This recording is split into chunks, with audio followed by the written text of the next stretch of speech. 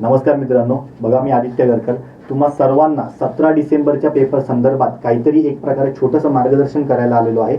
अनेक जणांचे मला प्रश्न येतात की सर नक्की काय करणं अपेक्षित आहे. आज तर मला एक प्रश्न आला की सर पेपर पुढे जाईल का, कारण अजून हॉल तिकीट नाही आलेत. त्यामुळे कृपया अशा सारख्या सर्व काही बेसिक प्रश्नांची उत्तर देण्यासाठी मी इथे आलोय. त्यामुळे त्या गोष्टी आपण कन्सिडर करूया. सगळ्यात पहिला कन्सर्न, हॉल तिकीट आलेले नाही आहेत म्हणून पेपर पुढे गेला या विचारांवर परीक्षार्थींनी पडू नये. परीक्षा ही 17 डिसेंबरला होणारच आहे या पद्धतीवर त्यांनी विश्वास ठेवावा. त्यामुळे कृपया असे प्रश्न विचारू नका, अभ्यासावर फोकस करा. आणि आजच्या लेक्चरमध्ये आपण ह्या 4 गोष्टी बोलणार आहोत की अंतिम रिव्हिजन साठीचे मुद्दे, परीक्षेच्या दिवसापर्यंतची तुमची मानसिकता, dos and don'ts till exam, परीक्षेच्या 1 तासाचे मॅनेजमेंट. ठीक आहे, हे या गोष्टीबद्दल चर्चा चालू आहे. मग याच्यामध्ये ह्या गोष्टीची गरज का मला जाणवली ते मी तुम्हाला सांगतो. कारण आज आहे आपली 8 डिसेंबर तारीख. आजपासून अवघ्या 9 दिवसांवर आपली 17 डिसेंबरला पेपर आहे. आपला ऑलरेडी 9 दिवसांचा पेपर झालेलाही असेल. अजून आपल्याकडे टेक्निकली फक्त 8 दिवस बाकी आहेत. मग आता मार्केटमध्ये अनेक जण असतील, ठीक आहे, त्यामध्ये काही प्रस्थापित असतील, काही हौशे नवशे असतील. सर्वजण 1 day revision, 2 day revision, 3 day revision, 4 day revision, 10 day revision त्यांचं सगळ्यांचं चालू असेल. मग ह्या सगळ्या गोष्टींना नक्की कसं फेस करायचं, या गोष्टी करत असाल तर कशा करायच्या, किंवा जो एखादा विद्यार्थी करत नसेल तर त्याने काय करायचं, त्याने घाबरून कसं नाही जायचं, याच्याबद्दल आज बोलणार आहोत. आणि नुसतं मी इथे ज्ञान पाजळायला आलेलो नाही आहे. प्रत्येक पॉईंटचे जे काही आपल्याला मेन्समध्ये एकूण 9 पॉईंट आहेत, या 9 पॉईंटच्या अंतिम दिवसांच्या कुठल्या गोष्टी करायच्यात हे आपण ऑलरेडी सांगणार आहोत. त्यामुळे लोड घ्यायची गरज नाही. करंट अफेअर्सच्या बाबतीमध्ये सुद्धा इन डिटेल सांगणार आहोत. काय माहित का, अनेक जणांचा तो कन्सर्न आहे, त्यामुळे कृपया त्याचाही लोड घेऊ नका. सगळ्यात पहिल्यांदा आपण एक प्रकारे मानसिकतेबद्दल चर्चा करूया. परीक्षेच्या दिवसापर्यंत तुमची मानसिकता काय पाहिजे. सगळ्यात पहिली मानसिकता ही तुमची अशी असली पाहिजे की आजपासून 8 दिवस मला चांगलं परफॉर्म करायचं आहे. अनेक जण टेलिग्रामवर खूप सारे मोटिवेशन मुद्दे देतील की हे 8 दिवस तुमचं आयुष्य बदलवतील, हे होईल ते होईल. असं काही नसतं. कोणीच कोणाचं आयुष्य कधीच बदलू शकत नाही. त्यामुळे कृपया 8 दिवस आहे त्या रुटीनमध्ये राहा, आहे त्या मानसिकतेमध्ये राहा. असं फील करा की 8 दिवस मी चांगला अभ्यास केला, चांगलं मी माझं रुटीन फॉलो केलं, शेड्यूल फॉलो केलं, रिव्हिजन मी माझ्या योग्य पद्धतीने केल्या, तर आपल्याला पेपर चांगलाच जाणार आहे. मग तुमचं आयुष्य बदललं तर खूप चांगली सोन्याहून पिवळी गोष्ट आहे. पण कृपया ही मानसिकता कृपया ठेवा की कुठल्याही गोष्टीला भुलू नका. आहे त्या गोष्टीला टेम्परामेंटला फील करा. कारण अनेक जणांना परीक्षा जशी जवळ येते तशी अँझायटी वाटायला लागते. आणि लक्षात ठेवा, जर अँझायटी आपल्यावर हावी झाली तर आपण चांगलं परफॉर्म करू शकत नाही. जमलंच तर सकाळ दुपार संध्याकाळ 15-15 मिनिटं मेडिटेट करा. मेडिटेशन म्हणजे काय हेही सांगतो. काहीच कळत नसेल तर डोळे बंद करायचे, मस्त पंख्याखाली वगैरे जिथे चांगली हवा आहे तिथे बसायचं, श्वास घ्यायचे, श्वास सोडायचे, एवढंच काम करायचं. That is also basic meditation module. हे जरी केलं तरी तुम्हाला चांगलं होणार आहे. त्यानंतर दुसरी गोष्ट म्हणजे रिलॅक्स राहा. हा विचार अजिबात करू नका परीक्षेला काय येईल, परीक्षेला काय येईल हे सगळं ते 17 डिसेंबरला कळणारच आहे. आणि माझ्यापेक्षा आधी हे तुम्हालाच कळणार आहे. त्यामुळे त्याची लोड घ्यायची गरज नाही. अनेक जण प्रेडिक्शन करतील, तर प्रेडिक्शनच्या मागे धावू नका. तुम्ही आतापर्यंत जो मुद्दा केलाय तोच मुद्दा करा. जो मुद्दा तुम्ही वाचलाच नाहीये तो बघूही नका. इन्क्लुडिंग मी जे आता पॉईंट सांगतोय त्या पॉईंट मधले सुद्धा असे जर काही मुद्दे असतील की एखाद्या विषयाचे तुम्ही कधी वाचलेच नाही तर कृपया वाचू नका. जे तुमचं आहे ते चालू ठेवा, स्वतःवर विश्वास ठेवा. दुसरी गोष्ट म्हणजे चांगली झोप घ्या. 8-8 तास प्रॉपर झोप असली पाहिजे. रात्रीतनं कोणीच जग जिंकू शकत नाही. आणि लक्षात ठेवा की 4 महिने 6 महिने 30 एप्रिल पासून आज आपण बघतोय आपल्याकडे इनफ वेळ होता. जर एखाद्याचं 6 महिन्यात नाही झालंय तर त्याचं 6 दिवसात होऊच शकत नाही. त्यामुळे झोप एक प्रकारे निग्लेक्ट करून ह्या सगळ्या गोष्टी करू नका. ऍसिडिटी वाढली, परफॉर्म चांगलं नाही झालं तर खूप सारे चुकीचे इफेक्ट होतील. दुसरी गोष्ट म्हणजे प्रॉपर जेवा. जे काही चांगलं वाटतंय ते करा. अर्धा पाऊण तास चांगले कॉमेडी व्हिडिओ बघितल्या, हास्यचित्र वगैरे बघितल्या तरी चांगला मुद्दा होईल. त्यामुळे लोड घ्यायची गरज नाही. एकदम हसत खेळत वातावरण ठेवा. निगेटिव्ह माणसांपासून, निगेटिव्ह विद्यार्थ्यांपासून, निगेटिव्ह मित्रांपासून थोडं लांबच राहा. खूप चांगला फायदा होईल. जर काही इमोशनल तुमचे सेन्स असतील किंवा इमोशनल तुमचे कनेक्शन्स असतील त्यांच्याशी बोला. फक्त त्यांना सुद्धा तेच सांगा की पॉझिटिव्ह बोलायचे. ही मानसिकता तुमची असली पाहिजे. डूज आणि डोंट्स मध्ये मी तुम्हाला एक गोष्ट सांगेन की अगेन तोच मुद्दा, जे काही वाचलंय तेच वाचा. आता खूप सारं सुरू होणार आहे की 1 दिवसात ट्रिक, 2 दिवसात विषय कव्हर, 3 दिवसात 117 मार्क, 4 दिवसात राज्यात पहिलं, असलं अनेक काही काय सुरू होणार आहे. ते काहीच करू नका. तुम्ही जर तुम्हाला ते करायची सवय असेल की तुम्ही आतापर्यंतच्या सर्व एक्झाम मध्ये अशा काही गोष्टी परीक्षेच्या तोंडावर केलेल्या आहेत तरच त्या गोष्टी फॉलो करा. अदरवाईज करू नका. हे सगळ्यात महत्त्वाचं डोंट तुमच्यासोबत तुमच्यासाठी राहील. दुसरी गोष्ट, एक गोष्ट लक्षात ठेवा की जेवतानाचा वेळ सोडून इतर कुठल्याही वेळेमध्ये टंगळमंगळ करू नका. अतिरिक्त बोलू नका. कोणी 4-5 दिवस जर तुमच्या डोक्यावरच बसून काहीतरी करतंय, तुम्हाला क्रिटिसाइजच कोण काहीतरी करतंय, गप गुमान डोकं खाली घालायचं, 7 दिवस प्रामाणिक अभ्यास करायचा, स्कोर येऊ द्या, मग काय कोणाला काय कोणासकट नाही काय लावायचं ते लावत बसा. पण 7 दिवस कृपया फक्त स्वतःवर फोकस करा. जगाच्या पाठीवर फक्त तुम्ही आहात. तुमचे मित्र मैत्रिणी, आई वडील, नातेवाईक, भाऊ बहीण हे सगळे नंतर आहे. या गोष्टीवर विचार करा. ठीक आहे. ही डोंट मध्ये करायची. डूज मध्ये मी तुम्हाला सांगेन की एक साधारणतः जसं मगाशी म्हटलं, प्रॉपर जेवा, प्रॉपर म्हणजे काय म्हणतो त्याला, आहार वगैरे घ्या, अभ्यास चालू ठेवा. आणि दुसरी गोष्ट म्हणजे आत्ताच्या ह्याच्यामध्ये कन्सिडर करत असताना चांगली मानसिकता, हॅप्पी मोमेंट ठेवण्याचा प्रयत्न करा. निगेटिव्ह गोष्टी बघू नका. हेवीनेस जर तुम्हाला नसेल झेपत तर असंही काही करू नका. नाही तर चाललोय आज आपण पिक्चर बघायला, त्याचा इम्पॅक्ट वेगळा पडेल, असं काहीच करू नका. तुम्हाला हे 17 तारखेला भोगावं लागलं नाही पाहिजे, हे मी सांगेन. ठीक आहे. परीक्षेच्या 1 तासाचे मॅनेजमेंट हे बोलण्याआधी मी फक्त अंतिम रिव्हिजनचे मुद्दे माझ्या मते कुठले कुठले आहेत ते एक प्रकारे इन डेप्थ मध्ये सांगतो तुम्हाला. एक प्रकारे जर आपण बघितलं, 5 हा पहिल्यांदाच असं होते की आपल्याला काहीतरी नवीन पॅटर्न नुसार पेपर येतो. ठीक आहे. 50-50 मार्काचा इंग्लिश मराठी आहे. ठीक आहे. मग किंवा आपण ज्याच्यामध्ये बघतोय तर साधारणतः हे 2च आपल्याला मेन्सच्या सिलेबस मध्ये दिलेले आहेत. मग जर आपण 50-50 कन्सिडर इथे करतोय तर सगळ्यात महत्वाची गोष्ट म्हणजे काय, तासात घड्याळ घालून जा. जो मुलगा घड्याळ घालून जात नाही तो स्वतःच्या फेल होण्याकडे आपलं मार्गक्रमण करतोय. 150-200 रुपयाला घड्याळ मिळतात. इकडे सुद्धा ते घेतले तरी चालतील. एखाद्याकडे घड्याळ नसेलच आणि त्याला कोणी मित्र नसेल तर, मित्र असेल तर मित्राचं मागून घ्या. ठीक आहे. 50-50 मार्काचं इंग्लिश आहे, मराठी आहे. ठीक आहे. याच्यामध्ये सुद्धा मी तुम्हाला एक मस्त स्ट्रॅटर्जी सांगतो, ती फॉलो केली तर तुम्हाला फायदा होईल. ज्याची कोणाची स्ट्रॅटर्जी नसेल त्यांनीच फॉलो करा. आहे ज्याची स्ट्रॅटर्जी असेल त्यांनी अजिबात फॉलो नका करू, त्यांनी स्वतःची स्ट्रॅटर्जी फॉलो करा. फक्त यातले मुद्दे एकदा बघून घ्या. मराठीसाठी इंग्लिशसाठी आपल्याकडे 1 तासाचा वेळ आहे.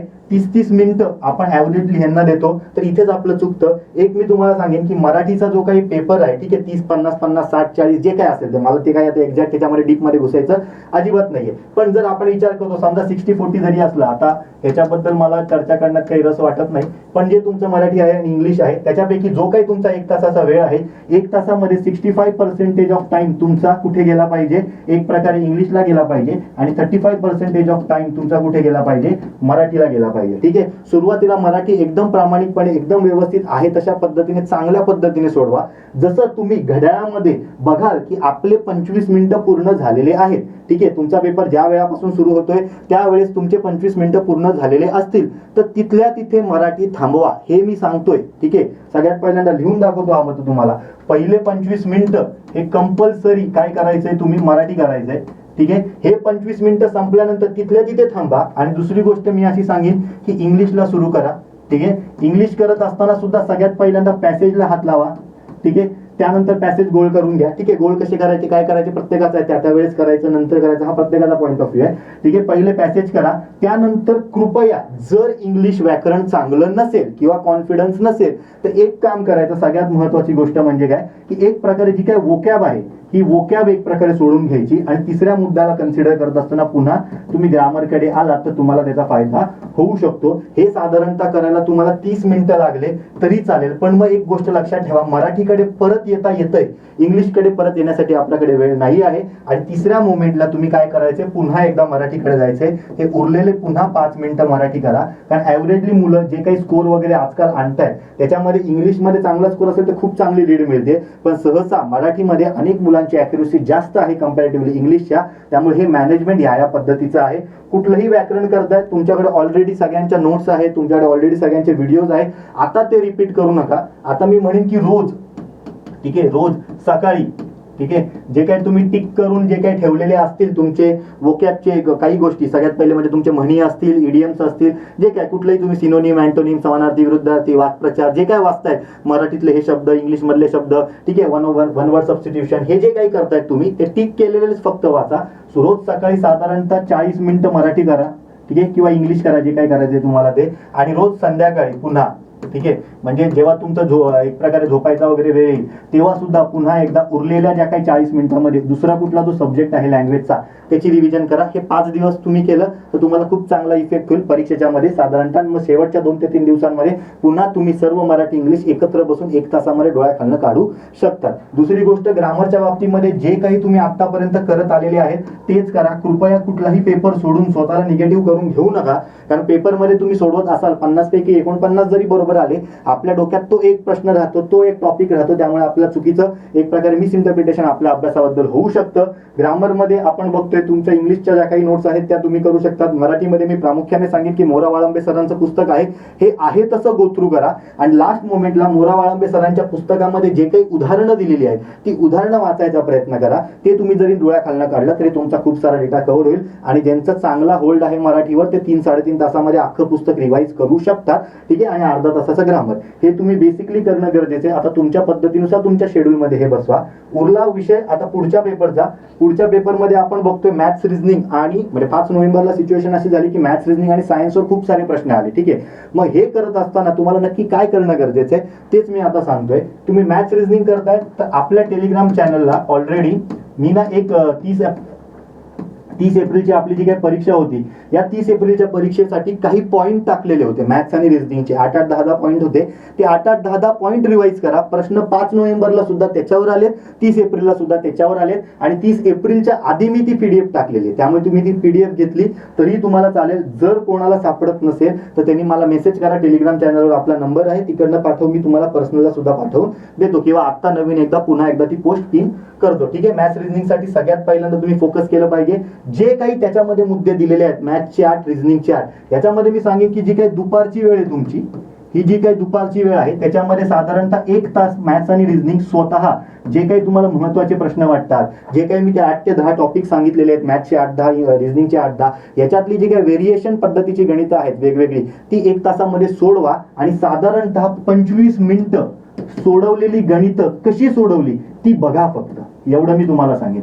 ठीक आहे. रिझनिंग मध्ये बघून काही चालत नाही, त्यामुळे मी एक सांगेन की मॅथ्स मधले जे काही गणितं सोडवलेली असतील, कशी सोडवली, काय सोडवली, ती तुमच्या पुस्तकांमधनं बघा. एखादं सोडवलेलं गणित असेल तर ते तुम्हाला फायदेशीर होऊ शकतं. ठीक आहे. आणि रिझनिंग मात्र 1 तास तुम्ही सोडवणं अपेक्षित आहे. बाकी त्या गोष्टी तुम्ही ऑलरेडी केलेल्या आहेत, त्यामुळे याच्याबद्दल घाबरायची गरज नाही. ठीक आहे. हे मॅथ्स रिझनिंगवर साधारणतः 5 नोव्हेंबरला 20 वगैरे प्रश्न आलेले होते. तुमचा हा 20 प्रश्नांमध्ये तुम्हाला जास्तीत जास्त जर लीड करता आला तर लक्षात ठेवा मॅथ्स आणि रिझनिंगची लीड कधीच तुटत नाही. ही सगळ्यात प्रामुख्याने महत्त्वाची गोष्ट आहे.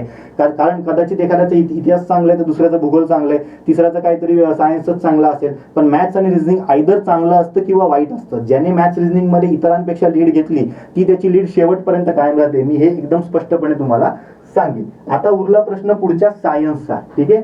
सायन्सच्या बाबतीमध्ये तुम्ही का माहीत का खूप जास्त भाव करून घेतलाय त्या GIS GPSचा.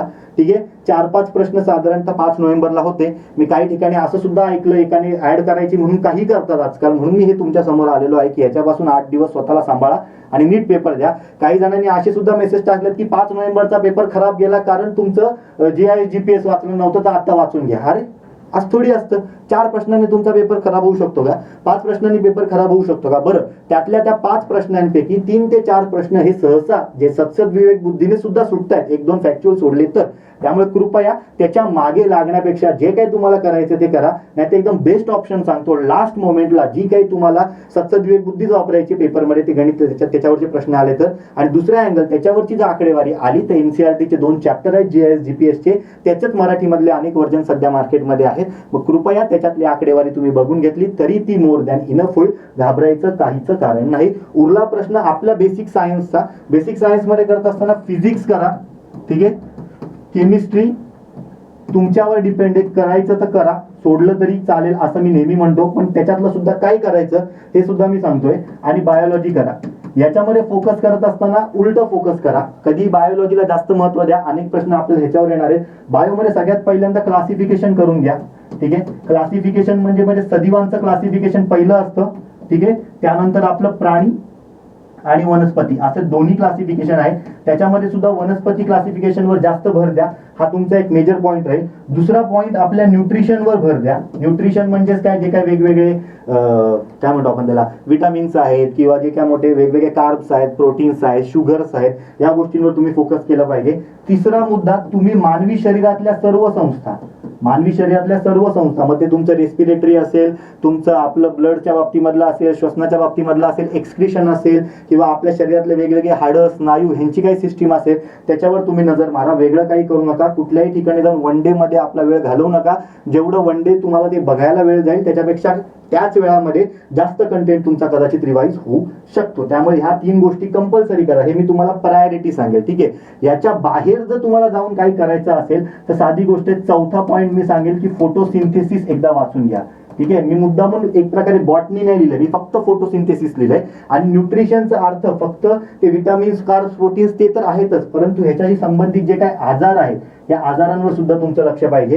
हे 5 पॉईंट मी असं म्हणेन की तुम्हाला करणं अपेक्षित आहे. उरला प्रश्न केमिस्ट्रीचा. केमिस्ट्री आणि फिजिक्स मध्ये मी आपल्या प्रिलिम्स बॅचच्या अजेंडा सेटिंग मध्ये सुद्धा सांगितलेलं आहे की या दोघींवर प्रश्न आले तर फक्त कन्सेप्टवर प्रश्न येतात, फॅक्च्युअल प्रश्न थोडे याच्यामध्ये येत नाहीत. 95% प्रश्न आपल्याला कन्सेप्टवर येतात. मग यातल्या काही बेसिक कन्सेप्ट सांगतो, त्या गोष्टींवर फोकस करा. पहिले बायोलॉजी केलं तर दुसऱ्यांदा फिजिक्स करा आणि तिसऱ्यांदा केमिस्ट्री करा, कारण केमिस्ट्रीमध्ये आपल्याला 3 ते 4 टॉपिक करावे लागतात. सगळ्यात पहिल्यांदा त्याचा टॉपिक कुठला आहे तर एक प्रकारे स्टेट्स ऑफ मॅटर नावाचा जो टॉपिक आहे.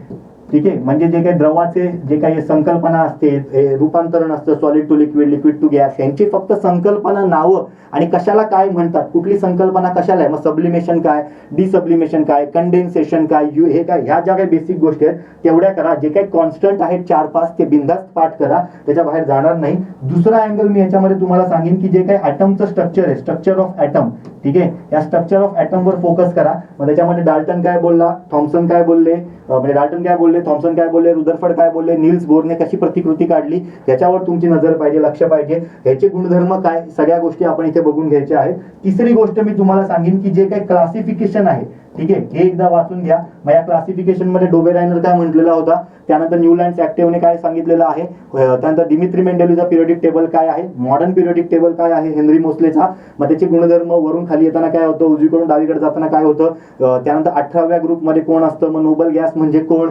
हॅलोजन्स म्हणजे काय, हे सगळ्या गोष्टी पाठ पाहिजे. झिगझॅग लाईन मध्ये कोण असतं, नॉन मेटल कुठले, मेटल कुठले, हे नजरेने त्या पिरियडिक टेबल एकदा बघा, वाचा, तुम्हाला चांगलं कळेल. ही तुम्हाला गोष्ट इथे करणं गरजेची आहे. त्यानंतर चौथा टॉपिक जो आहे हा कार्बनचा करा. या कार्बन मध्ये फक्त आणि फक्त हिरा, ग्राफाईट आणि फुलरिन यांचे फायदे एवढंच वाचायचं. आणि 5वा टॉपिक तुम्ही रेडिओ ऍक्टिव्हिटी करा. रेडिओ ऍक्टिव्हिटीचा एक खूप सुंदर चार्ट आहे अल्फा बीटा गॅमाचा, त्याच्या क्लासिफिकेशनचा, त्याच्या गुणधर्मांचा, तो एक वाचा आणि एसआय युनिट वाचा. बाकी केमिस्ट्रीमध्ये अजून तुम्हाला जास्त करण्याची काही गरज नाही. ठीक आहे, तिसरा जो काही टॉपिक आपल्याला मिळतोय, ठीक आहे, ह्याच्यामध्ये धातू अधातू आलं तर ते तुमचं सोपं आहे, वेगळं असं करू नका. तिसरा टॉपिक आहे फिजिक्स. फिजिक्स मध्ये मी सांगेन सगळ्यात पहिल्यांदा लाईट करा, त्यानंतर साऊंड करा. ठीक आहे, लाईट मधनच तुमचा इलेक्ट्रोमॅग्नेटिक बेल्ट मध्ये infrared, ultraviolet, radio wave, microwave, infrared, visible light, ultraviolet, X-rays, gamma rays, हे जे काय आहे त्यांचे सर्वांचे गुणधर्म तुम्हाला इथे पाठ पाहिजे. त्यानंतर सगळ्यात महत्वाची गोष्ट म्हणजे 8वी, 9वी आणि 10वी या शाळेच्या पुस्तकांमध्ये जे जे काही फिजिक्स मधली सोडवलेली गणितं आहेत ती एकदा बघून घ्या, तुम्हाला याच्यावर प्रश्न येऊ शकतो. लाईट आणि साऊंड कृपया नीट करायचा आहे. आणि त्यानंतर जे काही पहिला चॅप्टर जो असतो युनिटचा, तो नीट वाचा. 17 डिसेंबरच्या पेपरसाठी एवढं आपल्याला मोर दॅन इनफ होईल. हायजीन वगैरे सगळ्या गोष्टी इकडनं कव्हर होत आहेत. एक प्रकारे वनस्पती इथे तुम्ही बॉटनीमध्ये करतात क्लासिफिकेशन, तर प्राणी क्लासिफिकेशन करत असताना खास करून तुम्ही जे काही म्हणजे झोओलॉजी क्षेत्रातले आहेत, जे म्हणजे झोओलॉजी टॉपिक मध्ये किंवा झोओलॉजी रिलेटेड क्लासिफिकेशन आहे तेवढे जरी बघून घेतले तरी मोर दॅन इनफ बेटर आहे. तुम्ही हे सायन्सचं करणं गरजेचं आहे. आणि उरला प्रश्न तुमच्या GIS GPS चा, ऑब्व्हियसली तुमच्यापैकी अनेकांनी पुस्तक घेऊन आलेले असतील, त्यामुळे ते जरी केलं तरी चालेल, नाही केलं तरी चालेल, मी हेही तुम्हाला सांगतो. ठीक आहे, त्यानंतर आपला आता उरलेला मुद्दा कुठला आहे, तुम्हाला पुढचा जो आहे RTI आणि तुमचं काय आहे महाराष्ट्र लोकसेवा अधिनियम. ठीक आहे, RTI आणि महाराष्ट्र लोकसेवा अधिनियम. ठीक आहे, याच्या बाबतीमध्ये जे काही मेजर कलम आहे ज्यांच्यावर प्रश्न येऊ शकतो याची एक PDF मी एक इमेज म्हणजे RTI चे प्रमुख कलम आणि एक प्रकारे लोकसेवा हक्क अधिनियमाचे आपले जे काही महत्वाची कलम आहे त्याची PDF मी आजच महत्वाच्या कलमांची टेलिग्राम ग्रुपला टाकतो, तेवढे तुम्ही बघून घ्या. तेवढीच कलम वाचा, त्याच्या बाहेर प्रश्न जाणार नाही हे मी तुम्हाला स्पष्टपणे सांगतो. तेवढं जरी केलं तरी चालणार आहे. हे ऑलरेडी मी आपल्या नगर परिषदेच्या पेपर आधी सुद्धा म्हटलेलं होतं भ्रष्टाचार प्रतिबंध अधिनियम सांगताना. एवढंच करा आणि ट्रस्ट मी मित्रांनो, ज्या काही आपल्या 8 शिफ्ट झाल्या, 8 शिफ्ट मधले सर्वच्या सर्व प्रश्न त्या लेक्चर मधून कव्हर होत आहेत. खोटं वाटत असेल तर व्हिडिओ सुद्धा अवेलेबल आहेत, 8च्या 8 पेपर सुद्धा अवेलेबल, जाऊन एक प्रकारे चेक करून घ्यायचं. त्यामुळे RTI आणि लोकसेवा यांची जी काही एक प्रकारे हे टाकेल, इमेज टाकेल आपल्या टेलिग्राम ग्रुपवर, हे टेलिग्राम ग्रुपवरची तुम्ही इमेज जरी बघितली तरी आणि त्यातले जे काही कलम आहेत ते जरी तुम्ही वाचून घेतले तरी तुम्हाला डेटा मोर दॅन इनफ होईल. हे 5 मार्क हक्काचे, हे एक प्रकारे सोडायचे नाहीत. आणि ती इमेज जी आहे, ठीक आहे, त्या इमेज मध्ये मी एका साईडला फक्त कलम लिहितो, ठीक आहे, मेजर कलम तुम्ही प्रॅक्टिससाठी काय करा, ते इमेज घेऊन त्याचे कलम तुमच्या समोर ठेवा आणि ते फक्त कलमातलं तुम्हाला काय कळालं हे असं पुढे लिहा. आणि ही 2 पेपर परीक्षेला जाता जाता एक प्रकारे नजरेखालनं काढा, तुम्हाला याचा फायदा होईल. म्हणजे तुमचा इकडनंही सुद्धा सिलेबस कव्हर होतोय. उरला प्रश्न आता आपल्या इकॉनॉमीचा. अनेक जण इकॉनॉमीला घाबरून आहेत, कारण त्यांचं असं म्हणणं आहे की राज्यसेवेचा जो काही सिलेबस आहे मेन्सचा तोच कंबाईनला इथे आलेला आहे. ऑब्व्हियसली याच्यामध्ये मी 100% खरं समजतो, पण त्याच्यामध्ये सुद्धा तुम्हाला एक बेस्ट ऑपॉर्च्युनिटी सांगतो. तुम्ही काय करणं गरजेचं आहे, एक तर तुम्ही तुमचं इको जे काही वाचत आले ते तुम्ही वाचा, त्याच्याबद्दल मी काही सांगणार नाही. मेजर मायनर इकोमध्ये कधीच पॉईंट नसतात, कारण जर राज्यसेवा मेन्सचं इको सोडलं तर बाकीच्या सर्व इकोमध्ये मग प्री असो किंवा मेन्स असो आपल्याला इन्क्लुजन टॉपिक एक प्रकारे जास्त असतात. योजना वगैरेवर खूप जास्त प्रश्न तिकडनं कव्हर होतात किंवा डेव्हलपमेंटल इकॉनॉमीवर प्रश्न असतो. तुम्ही जे काय करताय ते करा. आणि दुसरी ऍडिशनल गोष्ट मी ती सांगतोय, ती जो करेल त्याला 100% फायदा होईल. एक काम करायचं, 2020, 2021, 2022 या 3 वर्षांमध्ये राज्यसेवा मेन्स झाली आहे. ठीक आहे, या राज्यसेवा मेन्सचे 105च्या 105 प्रश्न बघून घ्या. प्रश्न उत्तर हे सगळं करायचं, फायदा तुम्हाला ह्याचा होईल. आणि दुसरी गोष्ट, STIच्या किती मेन्स झाल्यात आपल्या, साधारणतः जेव्हा इकॉनॉमी मॅटर करत होतं म्हणजे 55 मार्काचं होतं तेव्हा आपली 20ची तर ऑलरेडी होऊन गेलेली आहे. 20, 21, 22 ते तिघांचे तुम्ही सुद्धा 55 प्रश्न जे काही एक प्रकारे बघितले तर तुम्हाला त्याचा फायदा होईल. म्हणजे जवळजवळ तुम्हाला एका वर्षाचे 160 प्रश्न बघायचे आहेत. असे 3 हे 480 प्रश्न फक्त नजरेखालनं काढा. कुठल्याच डेच्या रिव्हिजनची गरज लागणार नाही. प्रश्न आला तर त्याच अँगल येईल, एवढं मी तुम्हाला कन्फर्म सांगतो. हवं तर 17 डिसेंबरला आपण संध्याकाळी पुन्हा व्हिडिओ करूया. ठीक आहे, हे एवढं तुम्ही करणं अपेक्षित आहे. तुम्ही आणि त्याच्यामध्ये पण प्रायोरिटी सुद्धा पहिले राज्यसेवेच्या प्रश्नांना द्या. ठीक आहे, पॉलिटीच्या बाबतीमध्ये सांगायचं झालं तर ॲज युज्युअल पॉलिटी तुम्ही जे काही आतापर्यंत करताय ते करा, पण त्याच्यामध्ये मी तुम्हाला भर कशावर देईन ते एकदा लक्षात ठेवा.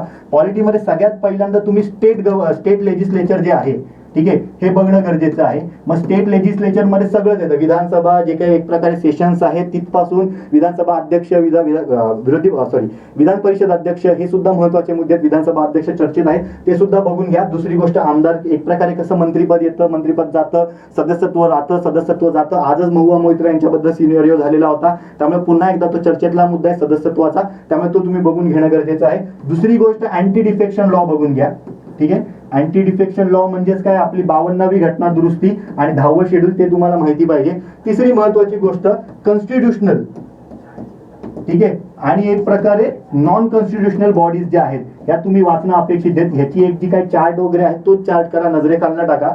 चौथा ह्याच्यामध्ये मग तुम्ही फंडामेंटल राईट्स, फंडामेंटल ड्युटीज आणि एक प्रकारे DPSP याला भर देणं अपेक्षित आहे. आणि 5वं सेशन मी असं म्हणेन की राष्ट्रपती, उपराष्ट्रपती, लोकसभा अध्यक्ष किंवा एक प्रकारे आपण जेव्हा म्हणतो की central council of minister, state council of minister, हे सगळं तुम्हाला इथे माहिती पाहिजे. ह्याला मी 5वं सेक्शन म्हणेन. आणि 6व्या सेक्शनमध्ये तुम्हाला 73वी आणि 74वी घटनादुरुस्ती बघायची आहे. याच्यातही काय बघायचं तेही तुम्हाला सांगतो. 73 आणि 74व्या घटनादुरुस्तीमध्ये जी काही कलम आहेत ती कलम एकदा बघून घ्या. जोडा लावा, वन लाईनर स्वरूपातला प्रश्न येऊ शकतो. आणि जे काही 11वं आणि 12वं परिशिष्ट आहे याच्यामध्ये जे काही 73व्या घटनादुरुस्तीचे विषय आणि 74व्या घटनादुरुस्तीचे विषय आहेत तेवढे जरी तुम्ही बघितले तरी डेटा मोर दॅन इनफ होईल. आणि रिसेंटच्या ह्याच्यामधल्या ज्या काही घटनादुरुस्त्या आहेत त्या बघून घ्या. खास करून 104, 105 आणि 106वी घटनादुरुस्ती, त्यातल्या त्यात 106वी घटनादुरुस्ती करंटच्या माध्यमातून पॉलिटीमधनं सुद्धा प्रश्न येऊ शकतो. हे एवढं जरी केलं तरी पॉलिटीला मोर दॅन इनफ आहे.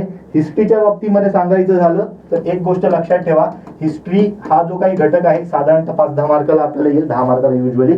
पण हिस्ट्रीमध्ये सांगायचं झालं तर तुम्ही जे काही वाचलंय तेच पुस्तक वाचा, वेगळं करू नका. फक्त मी काही माझ्या प्रायोरिटी सांगतोय की त्या तुम्ही आधी करा, म्हणजे तुम्हाला जास्त फायदा होईल. सगळ्यात पहिल्यांदा महिलांविषयक ज्या काही गोष्टी आहेत, ठीक आहे, महिलांचा इतिहास असंच मी त्याला म्हणतो. मग त्याच्यामध्ये महिला स्वातंत्र्य सेनानींपासून महिला समाज सुधारक त्या सगळ्या गोष्टी इथे करायच्या आहेत. दुसरी गोष्ट, समाज सुधारक ऍज अ स्पेसिफिक पॉइंट जो काय आहे हा तुम्ही करणं अपेक्षित आहे. समाज सुधारक करत असताना सुद्धा 2 अँगल करा.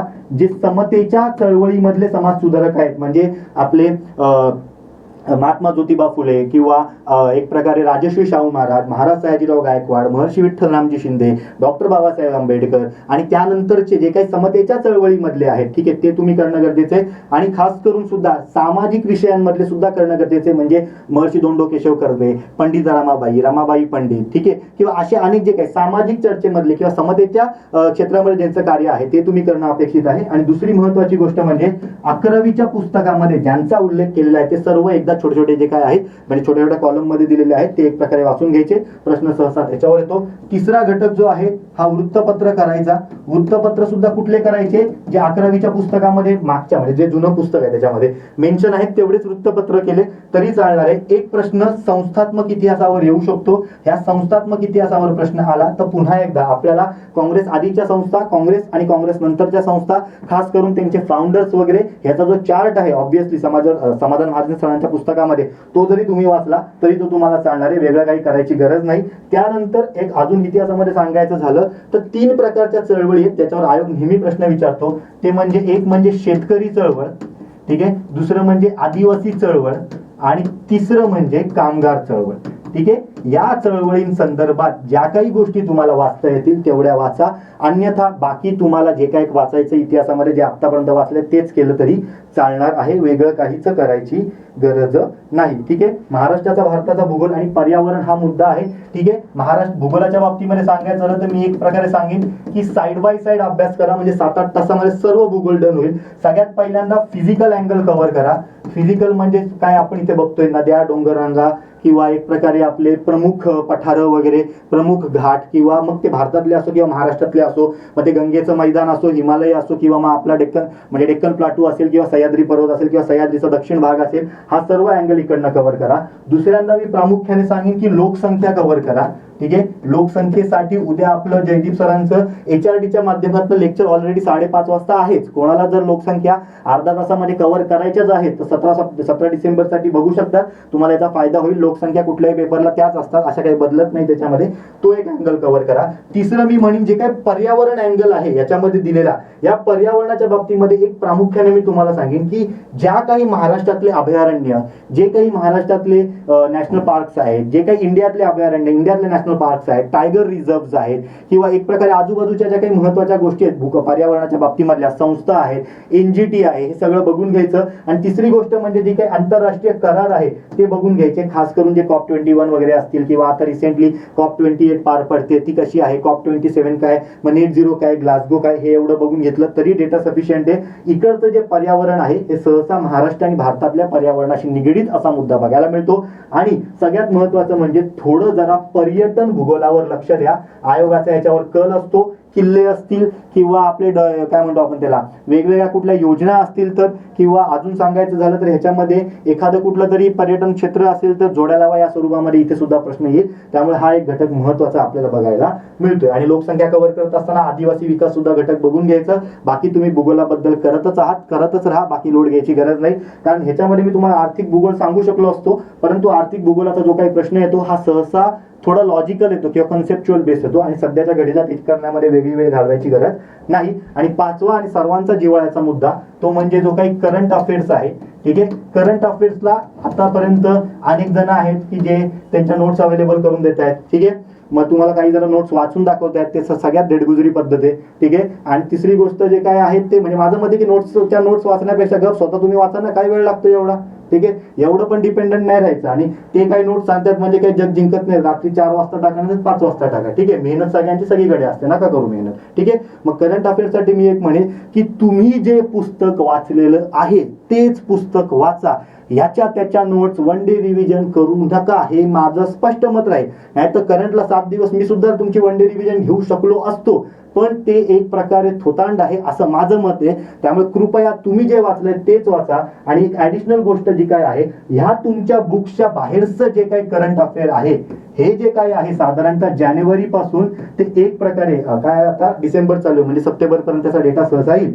जानेवारी ते सप्टेंबर पर्यंतचं जे काही तुमच्या पुस्तकांच्या बाहेरचं मला जे काही महत्वाचं वाटतंय ते 1 लाइनर कंटेंट मी तुम्हाला अवेलेबल करून देणार आहे 11-12 तारखेला, एक प्रकारे इमेजच्या स्वरूपामध्ये. तिकडनं तुम्ही जरी तो डेटा एक प्रकारे बघून घेतला तरी तुम्हाला चालेल. हे बघा इकडे काम झालेलं आहे आपलं, पर महिन्याच्या आपण गोष्टी करून आणलेल्या आहेत. फक्त याला एक PDF स्वरूपामध्ये मला द्यायचंय. हे PDF स्वरूप मी एकत्र एकत्र करेल, ऑब्व्हियसली त्याच्यावर छोटासा एक वॉटरमार्क टाकेल आणि ह्या गोष्टी तुम्ही जरी वाचल्या तरी तुम्हाला त्याचा फायदा एक प्रकारे डायरेक्टली इनडायरेक्टली होऊ शकतो. अनेक प्रश्न ह्यातले कव्हर होतील असं मला वाटतंय. म्हणजेच तुमच्या पुस्तकांच्या बाहेरचं थोडं काही जे काही करंट अफेअर्स आहे हे जे मी तुम्हाला सांगेन आणि हे सुद्धा तुम्ही ज्या दिवशी अवेलेबल होईल त्या दिवशी एक साधारणतः अर्धा एक तासात वाचायचं आहे आणि त्यानंतर परीक्षेला जाताना 17 डिसेंबरची जर परीक्षा आहे तर 16 डिसेंबरला दुपारी वाचा किंवा सकाळी वाचा, त्याशिवाय वाचू नका. आणि सगळ्यात शेवटची गोष्ट जी मला तुम्हाला सांगायची आहे, अनेक जण ते तुम्हाला नंतर सांगतील पण मी तुम्हाला आत्ता सांगतो, स्वतःवर विश्वास ठेवा, दुसऱ्या कोणावरच विश्वास ठेवू नका. 6 दिवस 7 दिवस 8 दिवस आयुष्यातले तुमचे आहे. ठीक आहे, कोणी काय झालं पार एकपर्यंत एखादा जवळचा माणूस मरतच नाही तोपर्यंत काहीच लोड घेऊ नका, फक्त अभ्यासावर फोकस करा. 100% तुम्हाला यश मिळो ही माझी खूप मनापासूनची इच्छा आहे. कारण पोस्ट कुठलीही असो, अनेक जण त्याची मस्करी करतायत, हरघर काय ते क्लार्क योजना वगैरे, परंतु पोस्ट कुठलीही असो ती तेवढीच महत्वाची असते. अजिबात मस्करीत घेऊ नका. लक्षात घ्या, या 17 डिसेंबरला जर तुमचा स्कोर चांगला आला तर तुमची पुढच्या गट बला आणि पुढच्या राज्यसभेला कॉन्फिडन्सनेच 10 मार्क वाढतील आणि त्याच्याबद्दलचे डिटेल्स तर बॅच बीच तर आपली आहेच, त्यामुळे लोड घ्यायची काही गरज नाही. फक्त 17 डिसेंबर हेच चांगलं द्या, तुम्हाला 100% यश मिळावे अशी अपेक्षा. All the best.